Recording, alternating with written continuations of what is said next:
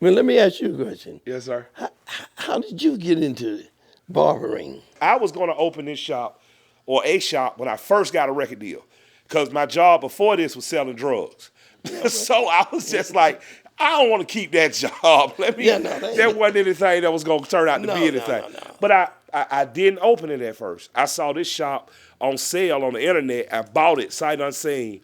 Came in the room, told my wife I just bought a barbershop. She ain't talked to me for 2 weeks.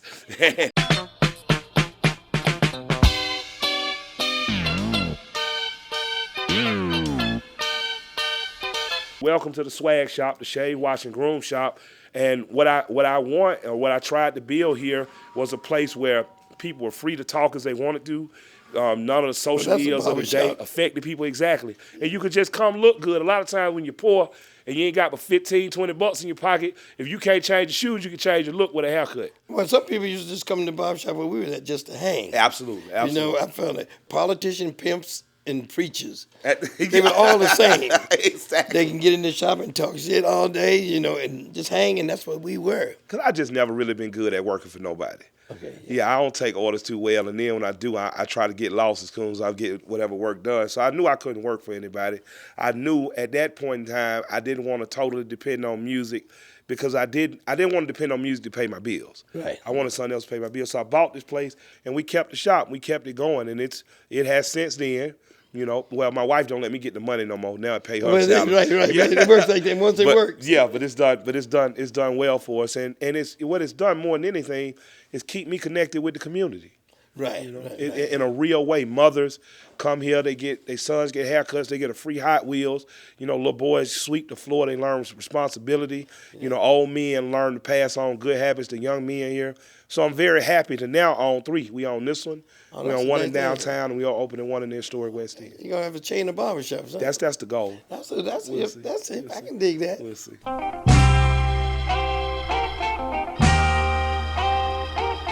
And your shop was called the Silk Palace. Silk Palace, yeah. How did you get into the barbershop business, and why does it mean anything? Well, first of all, we was 15 years old. Gotcha. Everybody got a do.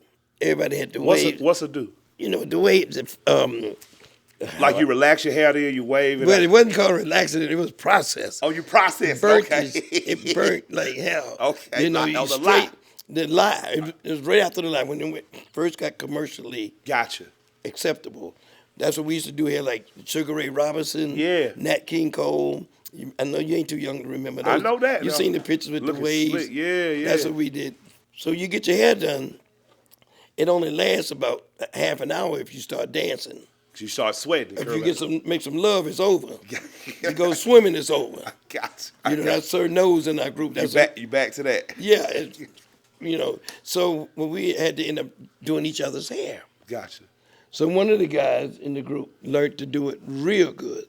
He got a job in the shop, and before we knew it, all of us was in the shop doing each other's hair. Gotcha. And in the meantime, we figured, this is a way to make some money while we run to New York to the Brill Building for auditions. So how old are you? 17 by this time. You 17 years old, already running back and forth to New York? 19, I own the shop. Is it doo-wopping, the type of singing you're doing at the time? Yeah. So you doo-wopping, you doing hair, you running a shop, you hitting auditions. But when we got a hit record called I Want to Testify.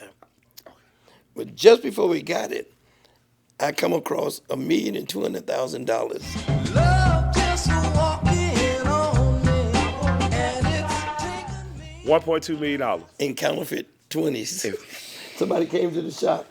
2 little white boys running. I don't know where they got it from, but they was scared as hell. I collected about $1,800 from the hood up and down the street to stores. Gave it to them. They gave us the box of money. We used to sit in there with the coffee, dumping each bill through the coffee, and pasted it on the wall at night. What's that? This turns it because it's brand new. Used then. Yeah, it looked like it's green and white. Yeah, so the coffee gives it a stain like it's been through. Right, you balled it up, and then we was plastering it on the walls. This is like from 12 o'clock to about 5 in the morning. We do this every night. And state police finally came in there. He's finally in his suit. He had been around the hood for about a month. Dirty, undercover. Gotcha. Locked up everybody in the neighborhood for heroin. That's what was going on then. Yeah. But he liked us because I had so many kids.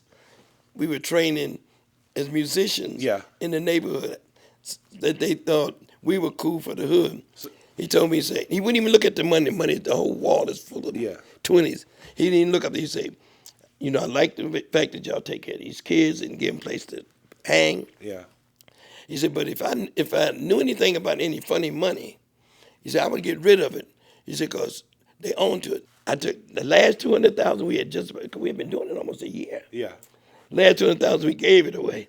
So and we got out of it and got a hit record in about a month. I want to testify. What did having $1 million in counterfeit money allow you to do? I would have bought a Mercedes. I would have messed it up. No. Okay. I actually started cutting sessions. I started using strings and horns, and I would pay the musicians and tell them, it's counterfeit. Yeah. But instead of giving you the $200 or $150 for the session, I gave them $1,000, $1,500. I'm telling them, you got to get it off yourself. You got to get it off yourself. Yeah. Because we had moved so much of the money and started coming back in the barbershop. Yeah. And people started coming trying to get their hair cut with a $20. We can't take that. We sit this out. We can't take this back. This is mess. We knew the money as soon as you see it. Yeah. So you actually used it to reinvest yourself. Oh yeah. It was all about the music though.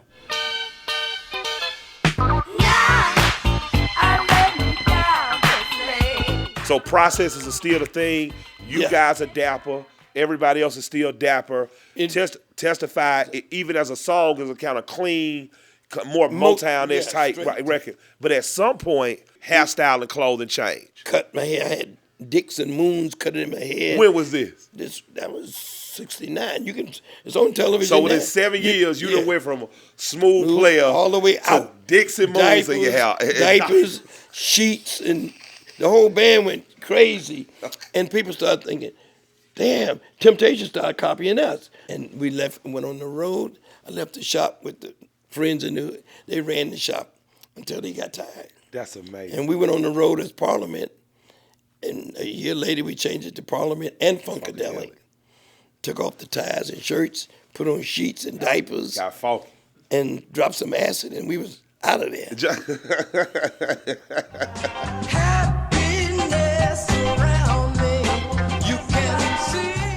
We have, over the years, heard how good of a businessman you were in terms of you had a huge band. A lot of people lost huge bands because they couldn't feed everybody. You seem to have done what Wu-Tang did in my generation. Wu-Tang was a band, right? Then they broke off when you get this solo album. Then you get a group album. Then They did exactly the same thing. Did being a shop owner influence that business? All of that. The barbershop gave you that mentality of being able to work with a lot of people that rented chairs. Yes, sir. You had good barbers that did certain things. You helped that barber because he took care of that business. And we kept the shop alive. Silk Palace was the place to be. It was historical. Is there anything you took directly out of Silk Palace into music? Like, did you say, okay, this works on a barber's level? Because barbers have ego. Barbers are really like artists. Yeah. They they'll get full of themselves sometimes. But you have to give them room for it when they bad like that. Yeah. One of the things I learned in coming owning a barbershop is you ain't special. Even if you the owner, you can get it. So what if you learned? Well, that's basically the same thing I learned, humility. You learn that from the older barbers. They put you on the spot and they make you feel small with the joke. You come in mad. It was always funny. You come in there mad and you can look in the mirror there and see the barber here. Yes, sir. They would talk over your head like that. Yes, sir. Oh, our feelings are hurt today. You come in there mad about something. Oh, our feelings are hurt today. They make you feel small by the bullshit you talking. So you get to learn all that in all the different variations of people arguing with each other. Yeah. You see all these points of view. Everybody got something to say. Yeah. Some don't make sense. Some don't give a damn. There's always going to be somebody who in there, no matter how philosophical, what you're talking about, somebody's in there that I don't give a fuck. Yeah. Somebody's always going, what it matter to me? Now it was just a little while ago. I knew you were an amazing producer. I knew you were an amazing band leader. I learned you're an amazing businessman, but you probably are are a people mover and shifter more than I've realized during the process of the interview. You've mastered people and dealing with people. Oh, one thing I give myself credit for, I know how to get out of people. Yeah. But they don't even know they got out of them. Absolutely. I learned that one, because like I said, I'm just listening to see what they do. Yeah. And I ain't got to be right. Yeah. Because if they do something that's working and I didn't think of it, I ain't got no problem with accepting that. I might wanted it my way. Yes, sir. But I can okay, that's cool. When hip hop came along, I just looked at, okay, this remind me of when we were young and we were singing bow, bow, bow, bow, bow, bow, bow. And my mother said, what the hell are you talking about? Yeah. When I heard somebody going, it didn't bother me. Music and barbering have like that similarity in that a lot of knowledge gets passed on from you. Like in 1992, 93, 91, you and Curtis Mayfield were here essentially running a mentorship school. You mentored Organized Noise, Dallas Austin, people like Jermaine Dupri you guys have worked with. They just let me be like the school teacher. I just sit down and they be sitting on pillows. And I'm running my mouth because I'm high down. Yeah. So I'm there, but it was about music, and they actually would listen. Yeah. So Dallas is here as a central figure. He's the first person to really blow this city up with in terms of a young black man's producing that's creating the hit factory that's become Atlanta. You, Curtis, are mentoring the younger musicians. And the reason I'm sitting in this chair today is because of the Next Connect. Because the Next Connect is when you connected with Organized Noise. Yeah. And because you connected with them, that gets handed down to Outkast and Goody Mob. I am discovered by our big boy of Outkast, and I'm sitting in this chair simply because you were open enough to share the knowledge and the wisdom and experience with the people who gave me my opportunity. And I want to thank you for that. Thank you. And they gave me a lot of inspiration to keep going when they got at the height of Outkast. Yeah, absolutely. I ain't got nothing to worry about. Absolutely. Because your boys going to come back and shop with you. It's great. Absolutely.